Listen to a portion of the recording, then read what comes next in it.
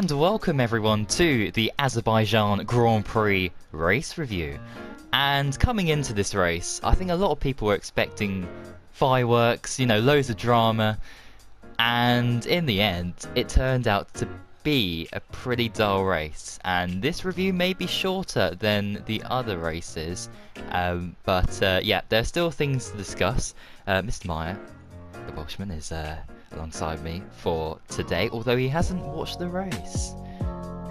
Yeah, I just have these premonitions, I mean, coming into this, I didn't think it was going to be as dramatic as 2018 or 2017, so...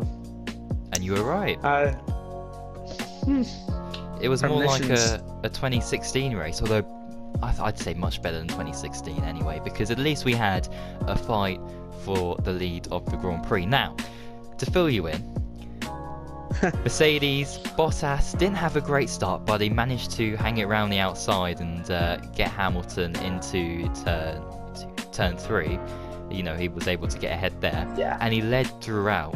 And well, what happened behind? Nothing much. I mean, there was a few changes of positions and everything. Albon hit the wall coming out of turn 1 on the first lap, but that didn't do any damage. Well, it might have done a slight damage, but it wasn't too race ending, or he didn't have to retire or anything. Anyway, so Vettel is in 3rd place. You're thinking, right, now Ferrari can challenge Mercedes now, surely. They got caught out in qualifying, now is the time. And I saw the gaps, right? Lap 1, half a second. Lap 2, a second. Lap 3, 1.5. Lap 4, 2 seconds. And as the race kept going on, he just sailed off both Mercedes drivers, and that was that wasn't good. Saying that, like, Bottas took the lead, he would have won it last year if it wasn't for that puncture. So I'm actually thinking, is this a strong track for him? Could say that. I mean, certainly today he was very strong, but think about last year. I think Vettel was he should have won that, really. Without that safety car at the end. He was leading by 10 seconds, 10 to 15 seconds, and the safety car came out. But anyway, that's last year. This year, let's talk about what happened. Leclerc lost a position to Ricciardo at the start, but crucially, he was able to get past a load of guys down the main straight, and he was up into 5th, and he went long on the mediums, and actually he was doing faster lap times than Mercedes. And Gasly as well at one point after he pitted was so much quicker than both Mercedes cars. So tyres really were very bizarre during the whole weekend, I think. It was very difficult, and it seems like Mercedes were the only team which were able to switch on their tyres easily. Although Vettel said that he was able to switch them on. Anyway, so Verstappen had a bit of issues with braking or whatever, but he was alright. Gasly retired around about 3/4 of the race because of, I think it was his gearbox or drive shaft, or he just lost drive or something. Unfortunate for him. In my prediction yesterday, or actually not only yesterday, but a couple of races before that, I said that Gasly was either going to win this race spectacularly somehow and keep his seat, or he's going to crash out, and that will mean that he'll get his demoted basically for Spain. None of which has happened, so and both Mercedes I do think that, like I said, Gasly was going to bottle it this weekend, so depends if you call it bottling or not. Yeah, nothing seems to have gone in those drivers' favours apart from Mercedes. Hamilton actually catching Bottas at the end, but he made a mistake, I think, just going on to the last lap, and it was like just under a second. So Bottas won that, Hamilton 2nd, Vettel 3rd, Verstappen 4th, Leclerc 5th with the fastest lap at the end. Ferrari, you could say, left him out too late on the medium tyres, and they should have gone onto the softs a little bit earlier.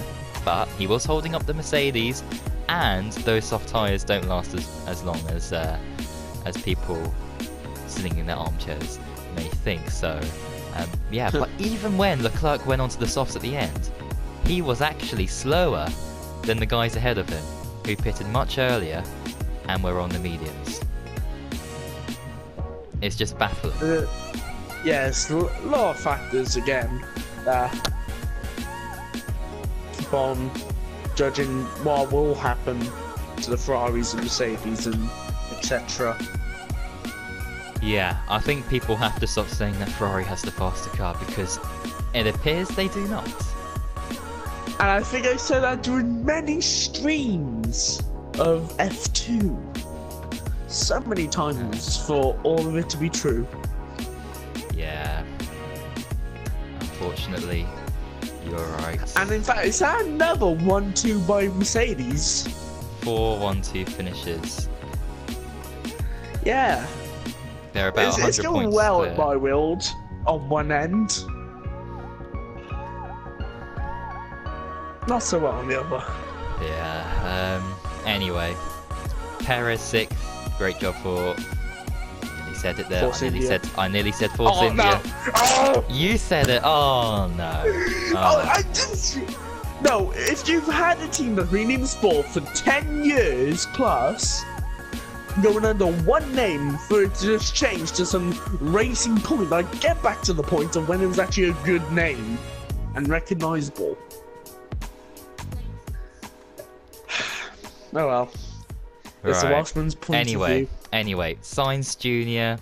7th, Norris 8th. Great to see McLaren back up there again. They seem to have a car that can get inside the points at every race, which is great to see. Stroll 9th and Raikkonen 10th after starting from the pits with his front wing problem. So that's great to see. Albon 11th, Giovinazzi or I don't know how you say it. He's 12th. Magnussen 13th, Hulkenberg 14th, Russell 15th, Kubica 16th. No surprise there, Williams got lapped as always. Yeah, just so far off the pace, and Kubica actually had to serve a drive-through because Williams put Kubica's car in the or just on the exit of the pits, of course, waiting to start too early.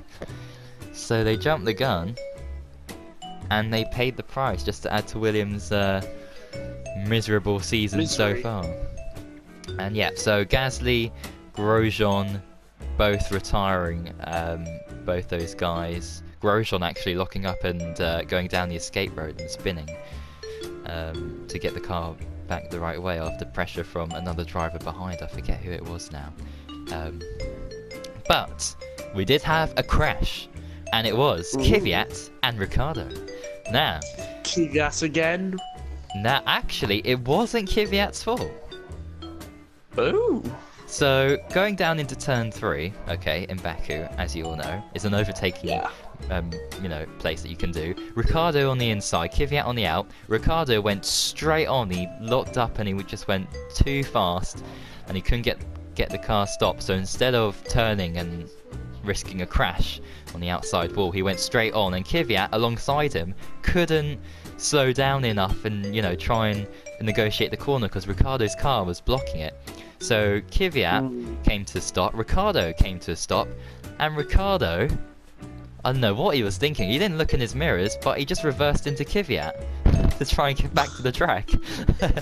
And in doing so, 2 years in a row now for Ricciardo. Yeah, and in doing so, he damaged not only his car, but Kvyat's car too, and they both retired. And that was like a 20 mile an hour crash, maybe even less. Just shows how dangerous an Aussie can be in Azerbaijan. Yeah, I mean, apart from that, it was very dull. A bit of excitement at the end when Hamilton was closing in on Bottas, but you don't know what these guys are doing now with tyres and yeah. But who knows? In the next race, Spain, hopefully, Hamilton's onto the grass and he's crashed into his teammate. Could be something that happens, hopefully, in the next race. For the sake of a neutral's perspective on this championship, because Mercedes are running away with it again, and nobody wants that to happen from a neutral's perspective anyway. That's what I think anyway. So, Yeah, Mercedes about 2 billion points in the lead in the championship. But I think the good thing about Bottas and Hamilton, so Bottas has won 2 races, Hamilton has won 2 races. The Drivers' Championship could be a lot worse, but Vettel's only 30 points behind. And I'm just thinking, if Hamilton then were to like win the first 4 races, or Bottas were to win the first 4, and Mercedes were to have one dominant driver, then Vettel could have been like 50, 60 points behind already. So it's good from that perspective, I think, that Mercedes are kind of battling against each other, those drivers, to give us a bit of a show. But anyway, predictions for the next Grand Prix in Spain, because there's nothing really to talk about in this Baku race. I'm hoping for a Ferrari victory, but you know what? I'm gonna go Mercedes 1-2 again. As much as it pains for me to say that, I think Mercedes are gonna win again. I think it is gonna be Hamilton topping it, but Bottas can win in 3rd. Okay, I'm gonna go. My sensible prediction really for Spain is Hamilton first, Bottas second, and Vettel third. But saying that, I think maybe the Red Bulls might be good around Spain. Actually, no. Ferrari and pre-season testing were good around Spain, so maybe Ferrari are gonna get 1-2. I just don't know. You just don't know anymore, do you? What people are saying? Strategy's gonna happen. We all know Yeah. that. But Monaco, I think Red Bull might win that one. But I think Red Bull. But they're having problems with grip and that, so I'm not too sure. But anyway, I think that's pretty much everything we need to cover. A bit of a wacky prediction. Like, do you want to say something wacky that you think is going to happen during the Spanish Grand Prix weekend? Or, McLaren will be definitively retiring, and I think Kvyat will be involved in something again. Right. I'm gonna say Gasly's gonna have a crash, and for Monaco he's gonna get demoted. No, I don't know. Someone's gonna flip upside down. How about that? Like have a Mark Webber crash. Oh, we're not gonna have Bahrain 2014.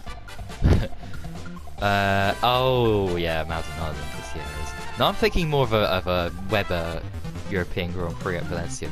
Anyway, that's God. That's not a flip. That's a bloody airplane taking off there.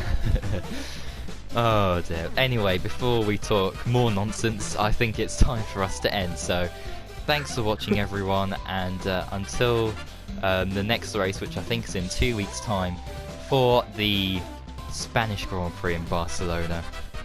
Yeah, thanks for watching again, and until next time, goodbye. Why? Damon Hill, Damon Hill, Damon Hill, Damon Hill, Damon Hill, Damon Hill, Damon Hill, Damon Hill, Damon Hill.